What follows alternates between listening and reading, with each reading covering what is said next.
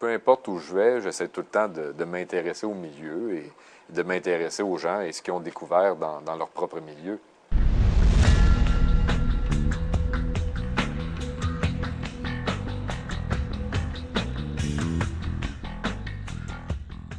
Mon nom est Jean-Marc Perrault, enseignant de sciences et technologies et de physique à l'École secondaire de la Rive à Lavaltrie.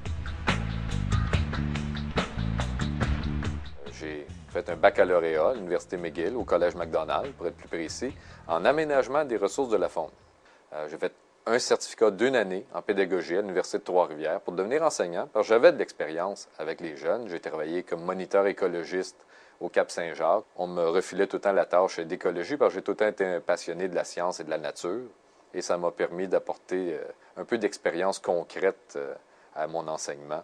Parce que ce n'est pas tous les professeurs qui ont dans leur passé de la capture d'animaux sauvages et des expériences sur le terrain comme tel.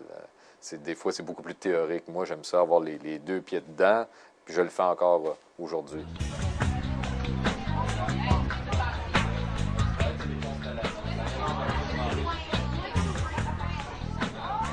On peut toujours arriver avec quelque chose de nouveau. On change nos laboratoires, on expérimente quelque chose de différent. Donc, c'est lorsqu'on aime la science, comparé à travailler dans un laboratoire où des fois on fait des tâches un peu répétitives d'analyse, etc., ou de la recherche qui des fois n'aboutit pas.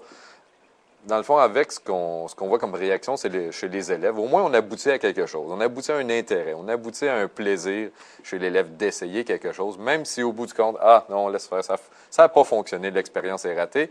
Pourquoi qu'elle est ratée? Bien, c'est peut-être là qu'est notre réponse intéressante.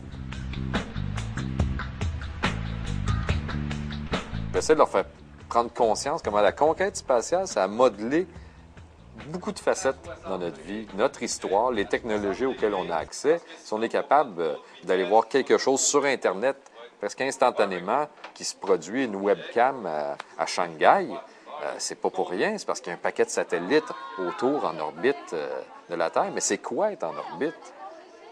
Donc, c'est de leur montrer qu'il faut aller le plus loin qu'on peut dans la technologie. Le plus loin, c'est vraiment la conquête spatiale. C'est là où les technologies les plus poussées vont être mises à l'épreuve. Mais en dessous de ça, je veux dire, les premières drills à batterie ont été utilisées dans le programme Apollo et maintenant on achète chez Rona.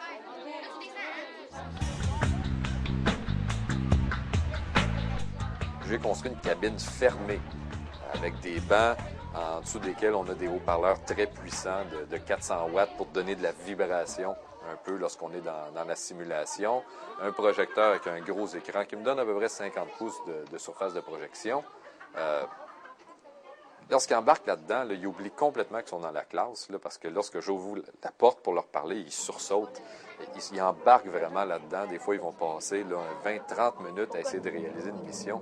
Puis ils sortent de là, puis on voit qu'ils sont fatigués. Là. Ils ont vraiment essayé de la réussir. Ils en ont stressé un petit peu. Puis lorsqu'ils s'écrasent, on l'entend. Ça résonne dans toute la classe. Et c'est ce côté-là qui permet de les stimuler. Donc, ceux qui ont le droit d'aller là-dedans, c'est soit pour une note d'examen particulièrement bonne, ou les premiers à bien réussir un laboratoire, ou les premiers à bien réussir une simulation. C'est une récompense qui peut permettre à n'importe quel élève d'y aller, en autant qu'il fasse des efforts dans au moins une tâche pour laquelle il y a des aptitudes. Pour les jeunes, déjà là, c'est une tendance, depuis que tu es tout petit, à observer les pépites, ramasser des roches, regarder vers le ciel. Une carrière scientifique, ça peut être une très bonne carrière. Très bonne carrière, intéressante tout au long de ta vie. Moi, je sors le soir avec mon petit gars de 8 ans à voir la station spatiale passer dans le ciel, puis c'est un beau moment qu'on passe ensemble.